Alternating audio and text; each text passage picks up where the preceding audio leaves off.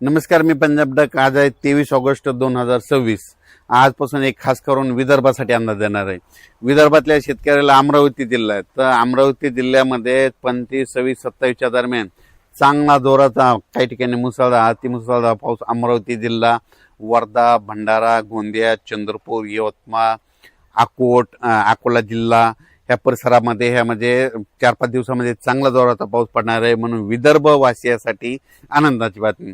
पश्चिम विदर्भामध्ये बुलढाणा जिल्ह्यात देखील चांगला पाऊस असणार आहे, म्हणून त्यांनी देखील अंदाज लक्षायचा. हिंगोली, वाशिमकडे पाऊस पडणार आहे. सर्वदूर नाही पण भाग बदलत पडणार आहेत. पिकाला दिलासादायक असणार आहे, म्हणून हे लक्षायचं. नांदेड जिल्ह्यात आज दुपारनंतर आणि रात्रीच्याला चांगला रिमझिम पाऊस सुरू राहणार आहे, म्हणून नांदेडकरांनी अंदाज लक्षायचा. यवतमाळ जिल्ह्यात आज रात्रीच्याला चांगला जोराचा पाऊस चालू राहणार आहे, यवतमाळ जिल्ह्यातून अंदाज लक्षायचा. तेलंगणात देखील आज बऱ्याच भागामध्ये रात्रीच्याला पाऊस असणार आहे, म्हणून तेलंगणाच्या शेतकऱ्यांना लक्ष द्यायचा. परभणी जिल्हा, जालना जिल्हा, लातूर जिल्हा आणि बीड जिल्हा ह्या 4 जिल्ह्यामध्ये आज दुपारनंतर विखुरलेल्या स्वरूपाचा बऱ्याच भागामध्ये पावसाचं आगमन होणार आहे. सर्वदूर काही पडणार नाही, पण भाग बदलत पिकाला जीवदान ठरणारा असा पाऊस असणार आहे, म्हणून हे लक्ष द्यायचं. सोलापूर जिल्ह्यात आज देखील सांगोला परिसरामध्ये पंढरपूर, आटपाडी तिकडे देखील चांगला पाऊस असणार आहे, म्हणून त्यांनी देखील लक्ष द्यायचं. त्याच्यानंतर इकडं श्रीगोंदा, अहिल्यानगरकडे तिकडे देखील आज बऱ्याच भागामध्ये पावसाचं आगमन असणार आहे, पाथर्डी त्या परिसरामध्ये, म्हणून त्यांनी देखील अंदाज लक्ष द्यायचा. कोकणपट्टीमध्ये कोल्हापूर पासून राधानगरी असा पाऊस पालघरपर्यंत त्या कोकणातला पाऊस चालूच राहणार आहे सरीवसरी, म्हणून ते लक्षात द्यायचं. पण त्याच्यानंतर पुण्याला देखील आज सरीवसरी येत राहतील, म्हणून पुणेकरांनी देखील अंदाज लक्षात द्यायचा. त्याच्यानंतर संगमनेर, अकोले त्या सरीवसरी चालूच राहतील. तिथं नाशिककडं इगतपूर इकडे पाऊस पडत असल्यामुळे नाशिककडे देखील सरीवसरी पाऊस राहतील, म्हणून त्यांनी देखील अंदाज लक्षात द्यायचा. धुळे, जळगाव, नंदुरबार तिकडं मात्र 26, 27, 28 दरम्यान तिकडे देखील चांगला पाऊस येईल, म्हणून त्यांनी देखील अंदाज लक्षात द्यायचा. सर्वदूर पडणार नाही, पण विखुरलेल्या स्वरूपाचा असणार आहे. फक्त चांगला मोठा पाऊस फक्त अमरावती जिल्हा, इकडं अकोट तालुका, मोर्शी अमरावती जिल्ह्यातला मोर्शी तालुका, त्याच्यानंतर इकडं बेतूल, मध्य प्रदेशमधलं बेतूल, इकडं त्याच्यानंतर अचलपूर, दर्यापूर, त्याच्यानंतर इकडं उमरेड, वर्धा, नागपूर, भंडारा, गोंदिया, त्याच्यानंतर इकडे यवतमाळ, किनवट ह्या परिसरामध्ये मात्र चांगला पाऊस असणार आहे, म्हणून विदर्भासाठी हे जोराचा पाऊस असणार आहे, म्हणून विदर्भ शेतकऱ्यांनी अंदाज घ्यायचा.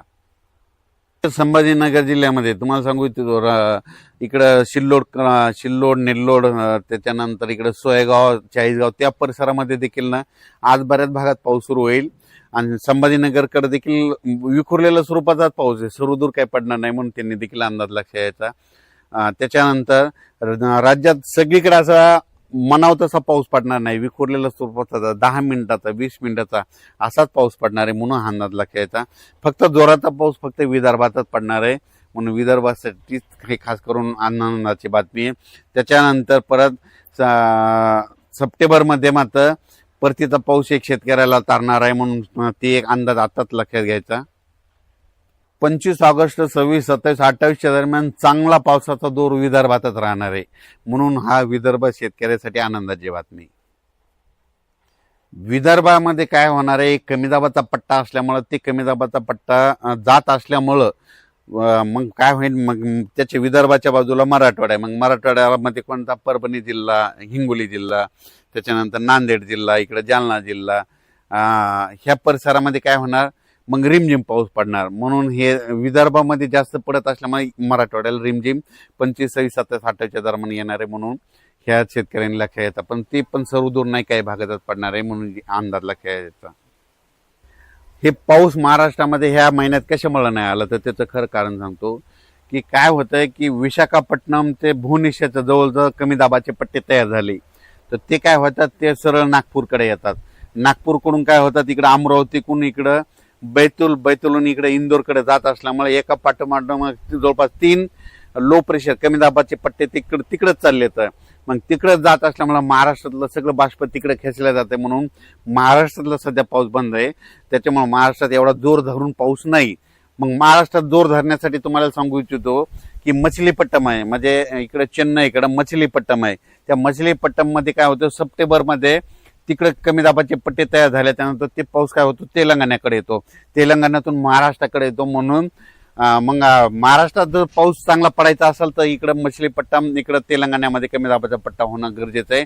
पण भुवनेश्वरकडे कमी दाबाचे पट्टे झाले की ते सरळ पाऊस नागपूरकडे जातो, नागपूरकडून मध्य प्रदेश, इकडे उत्तर प्रदेश, इकडे गुजरातकडे तो पाऊस जात असल्यामुळं महाराष्ट्रातला पाऊस कमी आहे. दुसरं काही याच्यामध्ये काही कारण नाही. त्याच्यानंतर हे सगळीकडे काय व्हायचं, सरळ 3 एका पाठोपाठ 3 कमी दाबाचे पट्टे केले. आणि आता जे नंतर सप्टेंबरमध्ये जे कमी दाबाचे पट्टे येणार आहेत ते काय होणार आहेत, परत अरबी समुद्रात देखील मान्सूनसाठी पोषक वातावरण तयार होणार आहे. त्याच्यानंतर इकडं मछलीपट्टम, इकडं चेन्नईकडे देखील चांगलं सक्रिय होणार आहे. मग तिकडं वातावरण सक्रिय झाल्याच्या नंतर ते पाऊस महाराष्ट्राकडे सप्टेंबर ऑक्टोबरमध्ये असणार आहे. म्हणून शेतकऱ्याला सांगू इच्छितो या ऑगस्ट महिन्यामध्ये सर्वदूर पावसाची अपेक्षा धरू नका. फक्त विदर्भातच पाऊस पडणार आहे, तेच कारण ते कमी दाबाचे पट्टे त्या साईडने जात असल्यामुळं. आणि सप्टेंबर मात्र आपल्याकडे ते कमी दाबाचे पट्टे इकडून तयार होते आणि ते पाऊस आपल्याला येणार आहे. म्हणून हे शेतकऱ्यांनी अंदाज लक्षात घ्यावा.